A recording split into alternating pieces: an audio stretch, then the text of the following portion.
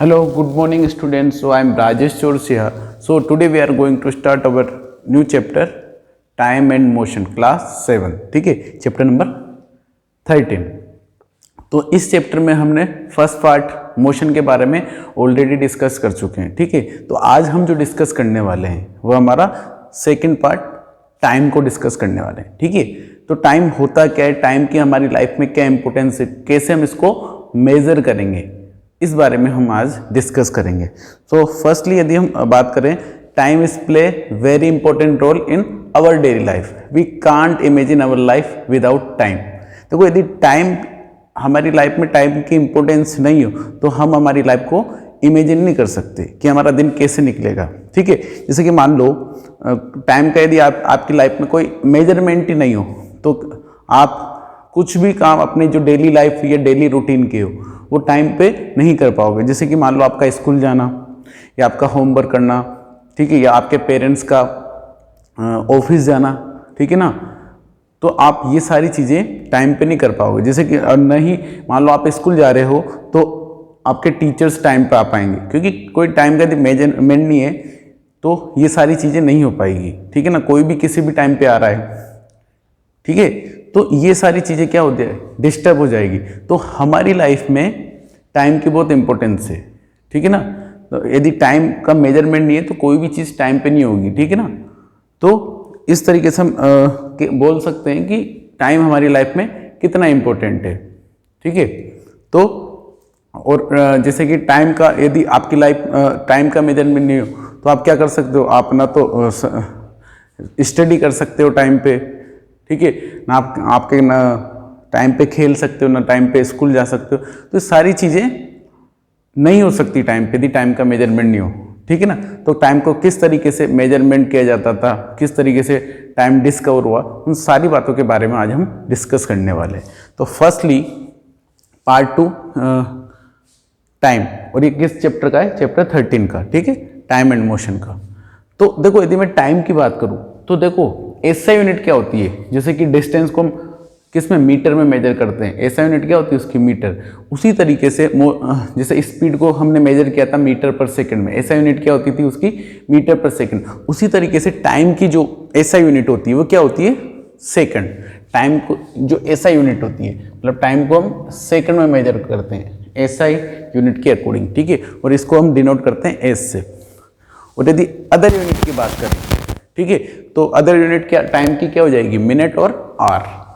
ठीक है, टाइम को हम मिनट में भी मेजर करते हैं और आर में, बट एसआई यूनिट क्या होती है उसकी, सेकंड. देखो, बच्चों को ये पता होता है कि भाई टाइम की एसआई यूनिट क्या होती है, तो मिनट लिख देते हैं या वो आर लिख देते हैं, बट एसआई यूनिट क्या होती है टाइम की, सेकंड. ठीक है, ये चीज़ आई थिंक क्लियर होगी. अब यदि मैं बात करूँ, ठीक है, तो देखो टाइम का मेजरमेंट पहले कैसे किया जाता था. तो ट्रेडिशनल सोर्स ऑफ या traditional measurement device of the time, है ना, ट्रेडिशनल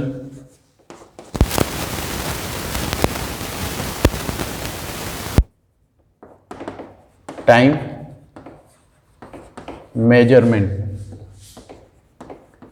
मेजरमेंट डिवाइस. क्या हम इसको हम क्या भी बोलते हैं डिवाइस को, कन्वेंशनल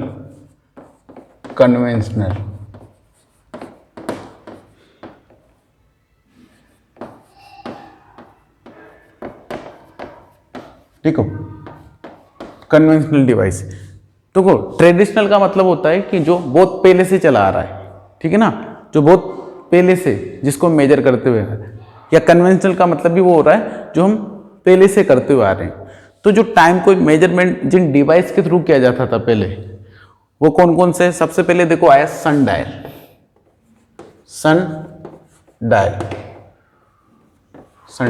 फिर उसके बाद आया सैंड क्लॉक, फिर उसके बाद आया वाटर क्लॉक, फिर उसके बाद आया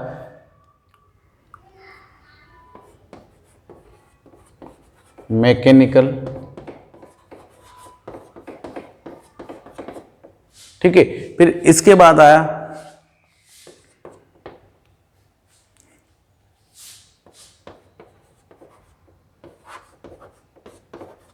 पेंडुलम क्लॉक, फिर इसके बाद क्वार्ट्ज क्लॉक है ना, और फिर इसके बाद आती गई। तो सबसे पहले जो टाइम मेजरमेंट किया जाता था पुराने जमाने में वो किया जाता था सन डायल के थ्रू, ठीक है। फिर उसके बाद आया sand clock, water clock, mechanical clock, pendulum clock, quartz clock, और अभी तो हमारे बहुत सारे डिवाइस डिजिटल क्लॉक आ गई, ठीक है। तो इस तरीके से टाइम मेजरमेंट किया जाता है। तो यदि हम बात करें कि जो ट्रेडिशनल डिवाइस से टाइम मेजरमेंट के, पहले वो कहते हैं sundial, sand clock, water clock, mechanical clock और ये, ठीक है। ये तो फिर बाद में आ गए पेंडुलम और ये क्वार्ट्ज, तो अभी की चीजें। बट ये जो चार, first second third fourth mechanical, ये था सीक्वेंस इनके मेजरमेंट का, जो पहले टाइम मेजरमेंट का है। सबसे पहले आए सन डायल। तो सन डायल कैसे वर्क करता था, जैसे कि ये टोटली डिपेंड होता था सनलाइट पर। तो जैसे कि आपने देखा होगा जंतर मंतर में दिल्ली में, तो वहाँ पे बहुत बड़ा सन डायल है, ठीक है। या अपन जयपुर की बात करें, जयपुर में भी क्या होता है, जयपुर में भी सिटी पैलेस जो सिटी पैलेस के पास जो जंतर मंतर है, वहाँ पर भी क्या होता है, वहाँ पर भी बहुत बड़ा सन डायल है। तो उसमें सन की शेडो के अकॉर्डिंग टाइम मेजरमेंट किया जाता था। जैसे कि मान लो ये ऐसे होता था, उसमें भी क्या होता था, रोमन नंबर होता था। जैसे कि ये 1 2 ऐसे होता था, वहाँ पे भी थर्ड, फोर्थ,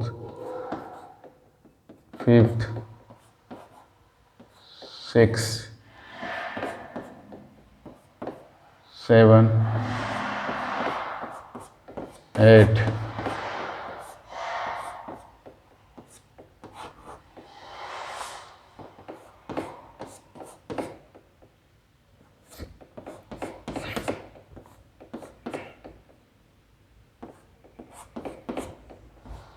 ऐसे होता था, ऐसे इस तरीके से रोमन में। और एक क्या होता था, एक डायल होता था, उसकी शेडो ये ऐसे होती थी, ये। अब क्या होता था, जैसे कि ये सन होता था, तो जैसे जैसे हमें पता है कि सन क्या करता है, इन्फिनिटी लाइट रेज को एमिट करता है। ये हमारा क्या होता था, सन, और ये हमारा क्या है, सन डायल। तो सन क्या करता है, इन्फिनिटी लाइट रेज एमिट करता है। और देखो सन, हमें सोलर सिस्टम में हमने पढ़ा है कि सन तो अपनी पोजीशन पे रहता है, बट जो अर्थ होती है वो अर्थ अपनी एक्सिस पे रोटेट करती है और सन के अराउंड भी रिवोल्यूशन करती है, ठीक है। तो इस वजह से हमें क्या दिखता है कि सन क्या कर रहा है, सन रोटेट कर रहा है, बट सन अपनी पोजीशन पे होता है। तो इस वजह से क्या होता है, सन की पोजीशन चेंज होती जाती है क्योंकि अर्थ रोटेट करती है। तो क्या होता है, जैसे कि मान लो शेडो ऐसे यहाँ आई, फिर जैसे जैसे सन अपनी पोजीशन चेंज करते हैं, मतलब अर्थ की वजह से क्या होता है, ये शेडो चेंज होने लगती है। तो जिस शेडो जहाँ पर आती थी उसके अकॉर्डिंग क्या होता था, टाइम मेजरमेंट कर लिया जाता था। देखो एरर तो इसमें बहुत सारी होती थी, बट टाइम मेजरमेंट हो जाता था। बट प्रॉब्लम इसका लिमिटेशन क्या थी कि हम नाइट में टाइम को मेजर नहीं कर पाते थे, ठीक है। आप ये देखो, ये दिल्ली में जो जंतर मंतर है वहाँ देख सकते हो, और जो जयपुर में जंतर मंतर वहाँ पर भी देख सकते हो। ये तो बहुत बड़े वहाँ पर सन डायल है, ठीक है। तो इसमें लिमिटेशन क्या थी कि इसको हम नाइट में मेजर नहीं कर सकते थे, या फिर जब भी जैसे कि मान लो रेनी सीजन होता था, तो जब सनराइज नहीं होता था तो तब भी टाइम मेजरमेंट में प्रॉब्लम आती थी, ठीक है ना। तो फिर दूसरी चीज़ें डिस्कवर हुई, जैसे कि सैंड क्लॉक किस तरीके की होती थी, जैसे कि ये ऐसे आपने मूवीज़ वगैरह में भी देखा होगा, ये कुछ इस तरीके से। इसमें क्या होती थी, सैंड फिल होती है ऐसे इसमें। तो इससे भी क्या होता था, टाइम मेजरमेंट किया जाता था। मतलब जैसे कि 1 आवर ऐसे मेजरमेंट किए जाते थे, या जैसे अकॉर्डिंग टू लिमिट, मतलब कि जितनी लिमिट उसके अकॉर्डिंग आर सेट कर दिए जाते थे, बड़े बड़े भी होते थे। तो इसमें क्या किया जाता था, ये जब वन टाइम इसमें से जो सेंड नीचे आ जाती थी, ये ऐसे इसमें से सेंड नीचे आती है, जैसे आपने मूवीज़ वगैरह में भी देखा होगा ये। तो क्या होती थी, जब ये एक बार सेंड पूरी इधर आ जाती थी, मतलब 1 आवर कंप्लीट, फिर इसको वापस उल्टा कर देते थे, तो फिर 1 आवर कंप्लीट। तो ऐसे ही 12 आवर के भी होते थे, ठीक है ना।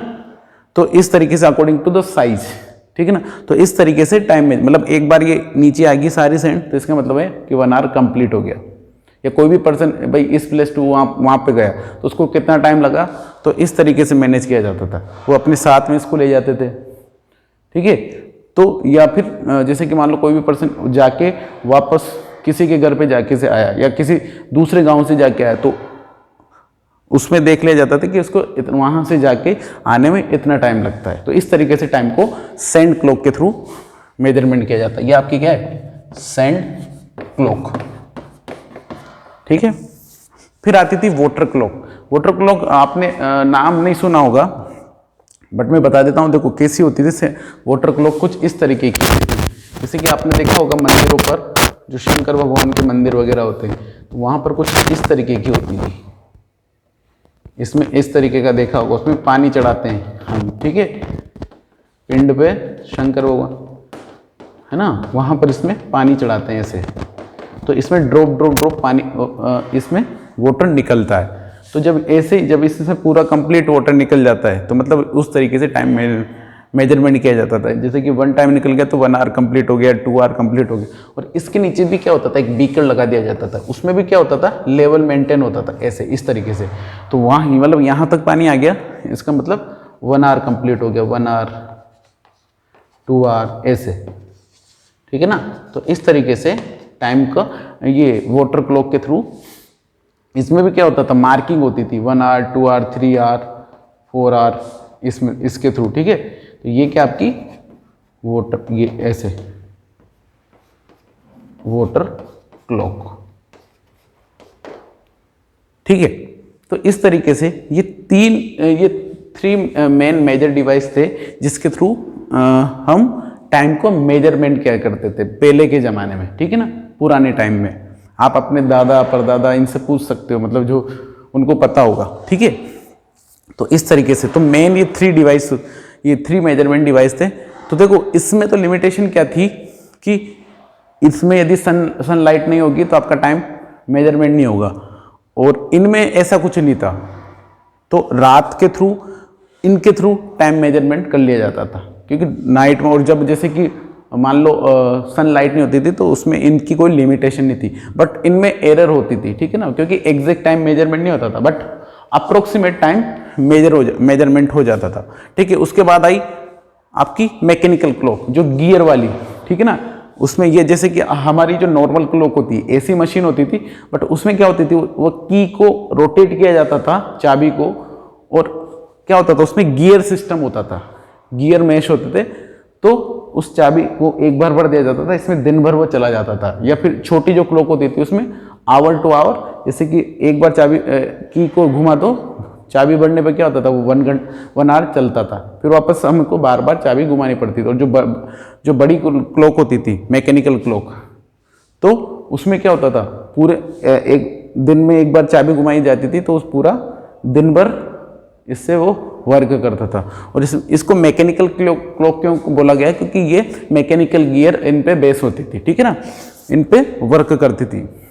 तो इसमें जो इंटरनल जो स्ट्रक्चर थी वो मैकेनिकली थी, ठीक है ना, गियर मैशअप के थ्रू वो वर्क करती थी। फिर उसके बाद आया पेंडुलम, ठीक है ना। पेंडुलम वो क्या करता था, ऑक्सिलेशन के थ्रू ऑक्सिलेट करता था वो पेंडुलम नीचे, और उस प्रिंसिपल पे वर्क आपकी पेंडुलम क्लॉक वर्क करती थी, मतलब ऑक्सिलेशन मेन प्रिंसिपल था। फिर आई क्वार्ट्ज क्लॉक, ठीक है ना। क्वार्ट्ज क्लॉक में हम क्या करते थे, देखो ट्रेडिशनल तो ये 4 ही है, ये तो अभी की चीजें हैं, पर मैंने लिख दिया, ठीक है ना। तो क्वार्ट्ज क्लॉक किस पे वर्क करती थी, देखो क्वार्ट्ज एक यूनिक क्रिस्टल होता है जो कि अर्थ क्रस्ट में मिलता है, और इसकी यूनिक प्रॉपर्टी होती है कि जब भी मतलब क्वार्ट्ज जो क्रिस्टल होता है, ये क्वार्ट्ज जो मिनरल होता है, इसकी एक यूनिक प्रॉपर्टी होती है कि जब भी हम इसको करंट प्रोवाइड करते थे, if we provide the current to the quartz crystal, it will be vibrate. तो ये क्या होता था, वाइब्रेट होता था। और इस प्रिंसिपल पे आपकी जो क्वार्ट्ज क्लॉक वर्क करती है, इसको हम डिटेल में डिस्कस करेंगे, ठीक है। और पेंडुलम के बारे में भी हम डिटेल में डिस्कस करेंगे, ठीक है। तो ये सारी चीजें हुआ करती थी, ओके।